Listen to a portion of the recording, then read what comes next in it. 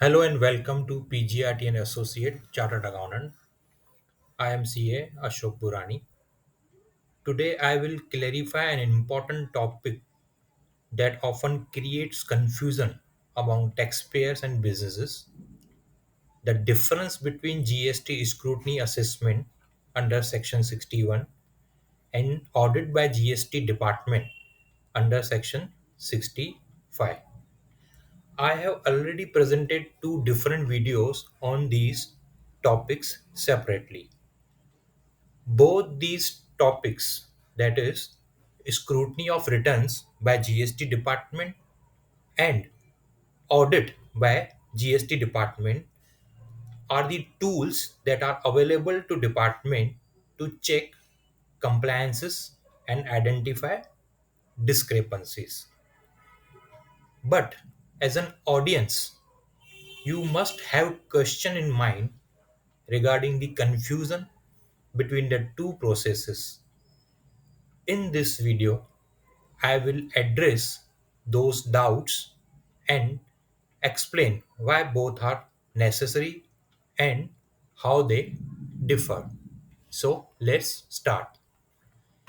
Depth and scope of examination.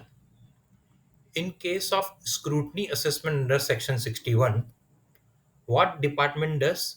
Department reviews the returns and related information. All the returns that you have filed, for example, GSTR 1 and 3B. I am giving you one example. Suppose you have reported sales of rupees 1 lakh while filing the return GSTR 1, but at the time of filing GSTR 3B, you have reported turnover of rupees 80,000 and paid tax on rupees 80,000. So effectively, you have discharged your liability on sales on less amount by rupees 20,000. Similarly, if you have claimed input tax credit on purchases by filing GSTR 3B and that input tax credit is more in your 3B as compared to available credit in GSTR 2A.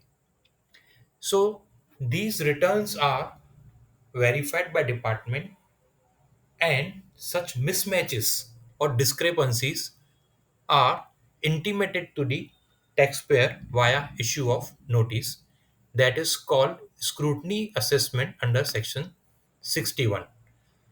In short, this scrutiny is limited to the information furnished in returns and available records with the GST department. Whereas in case of audit under section 65, what the department does? Department examines the books of accounts, records, and documents for a financial year, for a single financial year, or for multiple financial year, on site or off site. On site in the sense at taxpayer premises, or off site means at GST department office. So, audit is mainly detailed examination of books of accounts. The purpose is in both the case is same, that is to find the discrepancies and intimate the taxpayer. But in case of scrutiny assessment, that is what we discussed above, the department verifies only returns, not books of accounts. Let me explain with you example.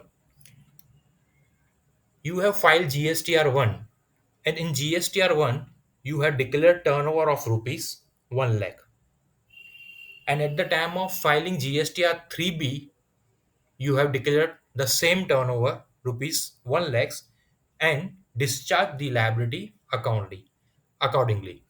However, it is possible that your actual turnover is more than 1 lakh. Say for example, your actual turnover is 1 lakh 30,000 and the same turnover is recorded in the books of accounts.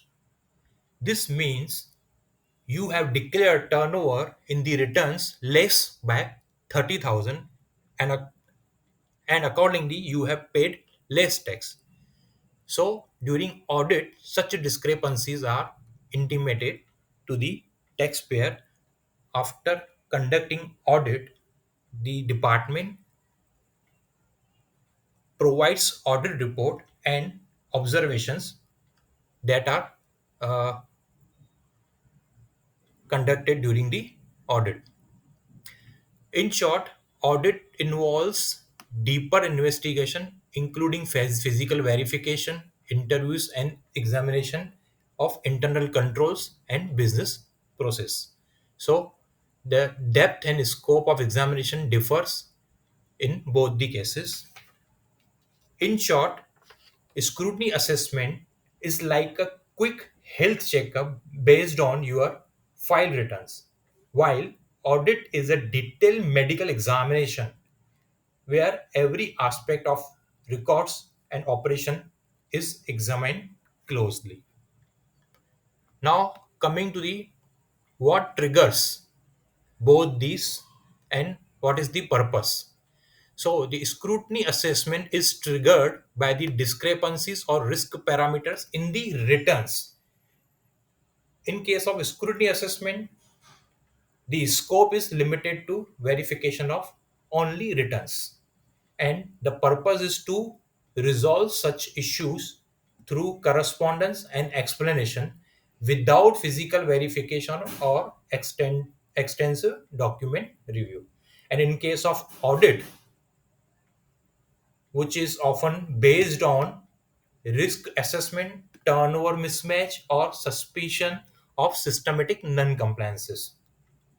और इसका purpose, the purpose is to detect and prevent tax evasion, ensure systematic compliance, and identify issues not visible in scrutiny of returns. I can give you one more example. Suppose department does not conduct audit. So in such case, there is a chance that some of the transactions are overlooked by department, which is actually non-compliance by the taxpayer. For example, during the audit of books of accounts, the department comes to it comes to the notice of the department that there is a one expense which is recorded in the profit and loss account, and that expense is job work expenses. So department can raise a question: if the taxpayer has incurred job work expense, it means the goods must have been sent to the job worker. Now, in GST law, whenever the goods are sent to a job worker, a particular return is required to be filed by the taxpayer. And in case such a return is not filed, so it amounts to non-compliance by taxpayer, and department can levy penalty on such non-compliance.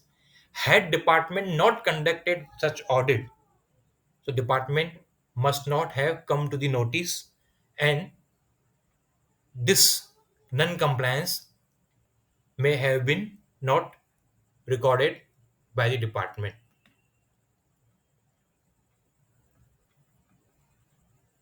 Now coming to the legal and procedural differences.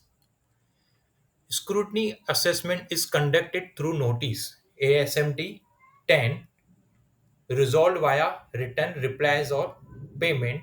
If unresolved, may lead to demand proceeding under section 73 or 74.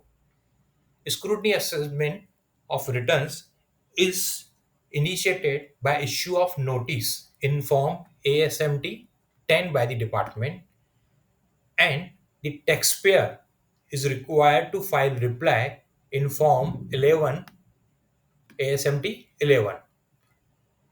It means whenever a taxpayer receives notice in ASMT 10, he has to furnish the reply in form ASMT 11.